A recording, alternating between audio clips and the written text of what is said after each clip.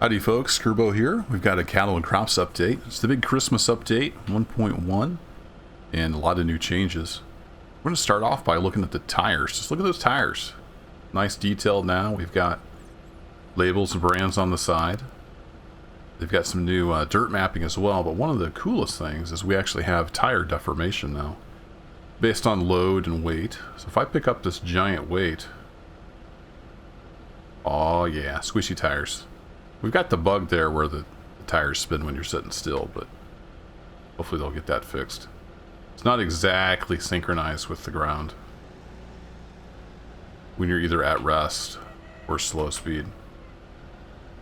But look at the lovely squishiness. So I think about half of the suspension now of the tractor is actually the bouncy tire, which is pretty cool. Let's see if we can run over this log here. I don't know what the collision box is like. It might not work. Yeah, the collision box isn't very good on that. Did you hear that noise? It's one of the other changes. We have wear and maintenance now, damage. So I probably damaged the tractor a little bit. Let's take a look in the menu here at fleet. We go down to this tractor. You can see now we've got condition is 97%. That would have been 100% before I ran into the log pile. It's also tracking the mileage and operating hours, which is cool. So this is about 3 minutes, I think. So the care is 100%. I think I need to do a little research on this. I think the care is like preventative maintenance, and condition is actual damage to the vehicle itself. I'll look more into that and explain it further in the video. But I wanted to get a little damage on this, and we'll go over to the shop. You can hear it makes noise anytime you run into something, which I've been known to do a time or two.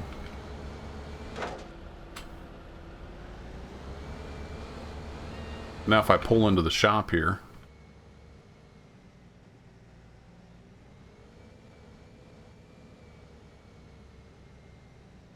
we can fix the damage. So you can see I've got the condition all the way down to 87% just by running into stuff. So you need to be careful. And it's going to cost me $48.21. And you can actually pick how much you want to fix it, which is kind of neat if you're a little strapped for cash. But I'm going to go ahead and fix it all the way. Now, as far as I know, this isn't AI friendly yet. It will actually... It's going to fast forward us. Let me turn the UI on. It's going to fast forward us 8.5 hours.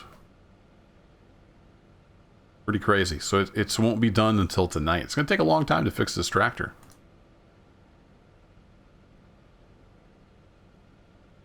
But it did say in the patch notes they're going to later on make that sync up with AI, so you won't be able to mess up your AI scheduled jobs and stuff. So just be aware of that right now. You've got AI working with rented equipment or something, you want to be aware that fast forwarding the time can mess that up. So now we're back up to 100%. Cost us a little bit of money. And it's now nighttime. Took pretty much all day to fix that tractor.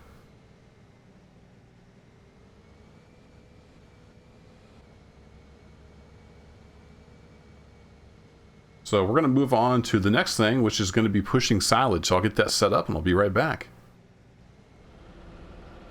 Here you can see we've got a new silage pushing blade, and you can control that either with the mouse or set up the actions however you want. It's on actions 3 and 4, so you can just hit those keys as well.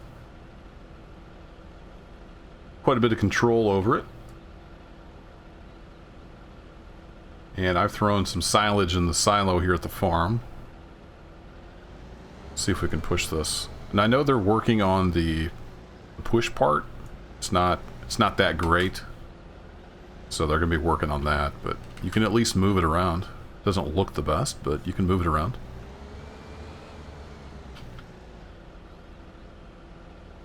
Lifts the tractor up a little bit.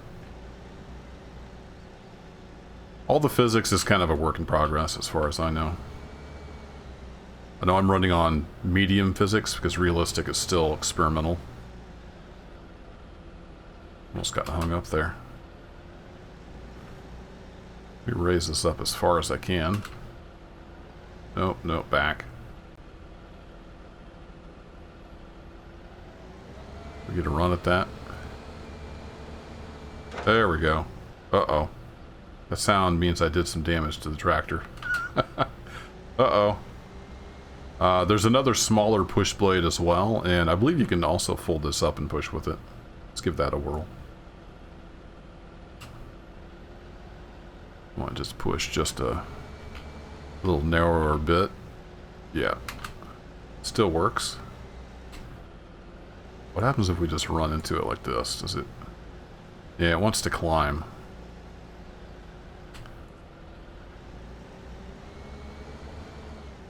It really should stall out, not try to climb that, but...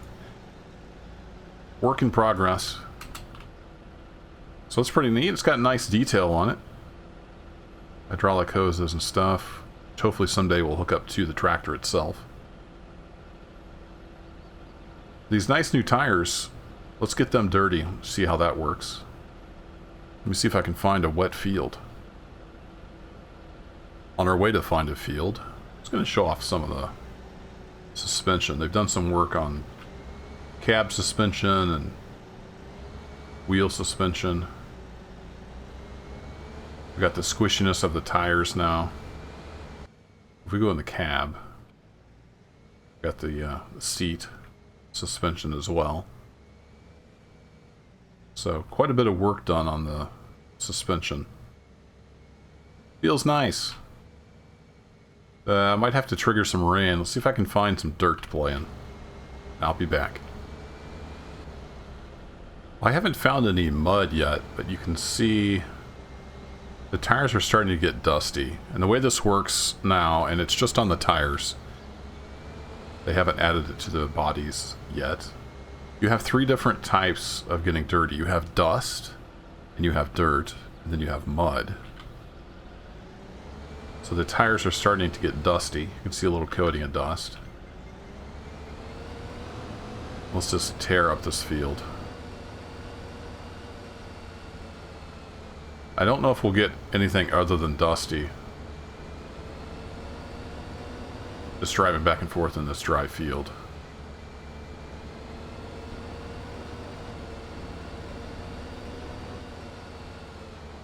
Yeah, I don't think we're going to get anything other than dust. We've got just a light coating of dust on the tires. So let me find some actual dirt. We'll get dirty. Yeah, I got a rockin' thunderstorm. Fast forward a couple, 3 weeks, we got a lot of rain on the field, so the surface wetness has come up. It's, right now it's just almost a liter per square meter. So it's starting to get a little wet. We can see getting a little bit of dirt buildup on the tires. So I've got a wagon load full of chaff here. Tractor and two-wheel drive. I'm just going to see if I can drive up the field here. If not, we'll see how muddy we can get the tires. It's actually pulling it. I'm kind of surprised in two-wheel drive. Not super muddy yet, but the field's starting to get a little bit wet. There we go. So we went from dust to dirt. Now we're starting to get a little bit of, I think that's the mud buildup. You can see it's a little thicker.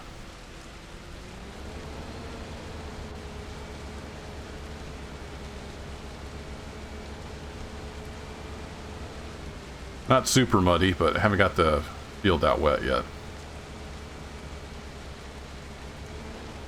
Let's drive back down, try that again, and if we zoom back here, see it's kind of starting to build up a little bit on the trailer wheels, not as much though.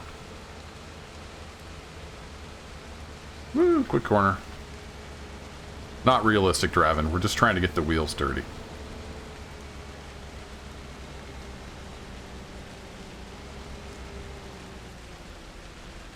Yeah, getting a little more mud built up on them.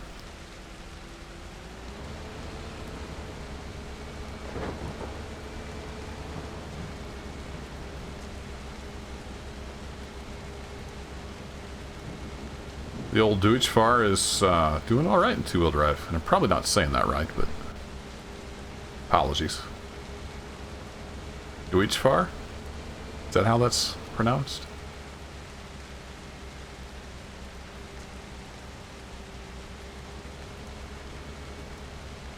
Now, I was going to see if we drive... So now we're picking up more dirt just from the driveway. I don't know if it changed color, if it's just because of the different lighting. Might just be the different lighting. Well, let's go drive on the wet street. We might get some of this mud cleaned off.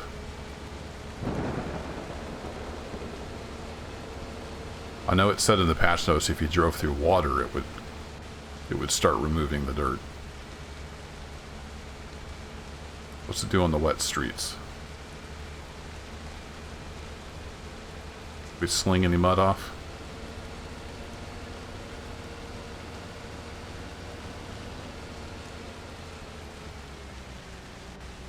Don't think we did. No, it looks pretty much the same. What if we drive through grass in the rain? Does that make any difference?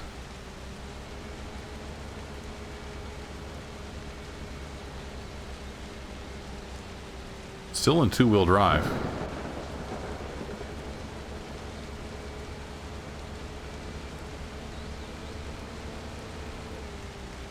It doesn't look like that's cleaning the wheels either. Well, let's just go up to the farm to the pressure washer. That'll get it clean.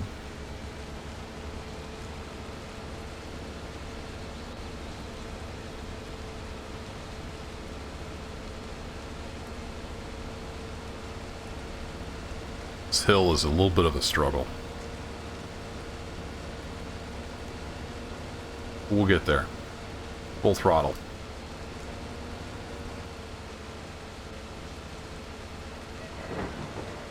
If we pull up here to the washer, it should clean that right off. So I like how it's got the different dirt levels, dust, dirt, and mud, with different effects. It's pretty neat.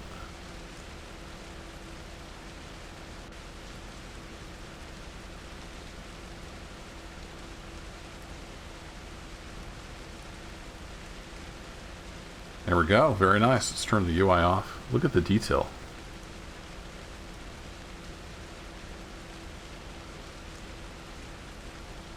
Is that New Mortillos? New Mortillos? I'm probably saying that wrong too. We got some 480/65 R28s, and then we got some 770/70 R38s on the back there. Very cool. I think that's enough about tires. Let's move on to the next feature.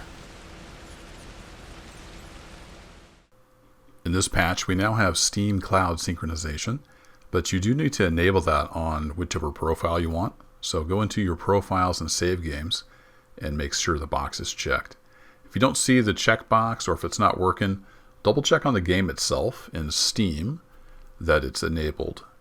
And you do that by going to your game, right click on the game, click Properties, and then over on this tab here that's highlighted, just make sure that Steam Cloud is enabled, and you should be good to go.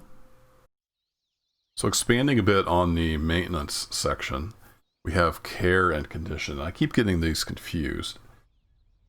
The condition value decreases over the lifetime. The lower the care value, the faster the condition decreases.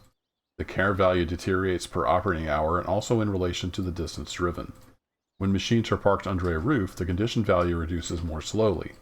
The operating hours are counted in real time, not in-game time. The condition worsens, among other things, if you do not drive properly and constantly bump into things like trees, road signs, or other objects. A low condition value reduces the engine power. The two states can be fixed in the farm workshop, which is to the right half of the residential building, also known as maintenance and repair. Here, costs and time are calculated based on the condition values. While maintenance/repair is being done, the game is fast-forwarded by the corresponding time required. This also means that any urgent matters should be completed or taken care of beforehand. We're planning on making this feature AI-friendly in a future update, so employee and machines are unavailable, but the game won't be fast-forwarded during the repair period. That's what I talked about earlier. This isn't necessarily AI-friendly. If you have rented machines or AI using things, you need to do the maintenance before any of that. New equipment here. can see the silage blades we've already looked at. There's also a slightly bigger silage blade. I think it's 6 meters instead of 5. We've got a couple new grain heads to go in on either side of the existing one. We've got a little bit smaller one there, the 560, and then we got a great big 1230. Big grain head. And to go with the larger grain cutter bar, hey, I'm flying. We have a larger header trailer for that nice big header. And then we've got a couple bale trailers to supplement the, I think it's the D15. And these are the TR10 and the TR12. I believe they hold 32 and 40 bales, respectively.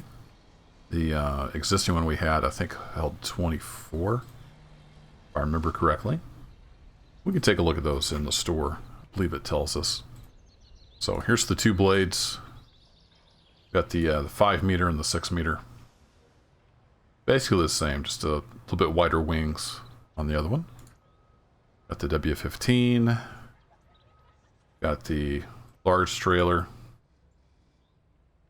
Existing ones. If we scroll down here to the cutters. So we had the 930, I believe that was the existing one. And then we've got the 560 and the 1230.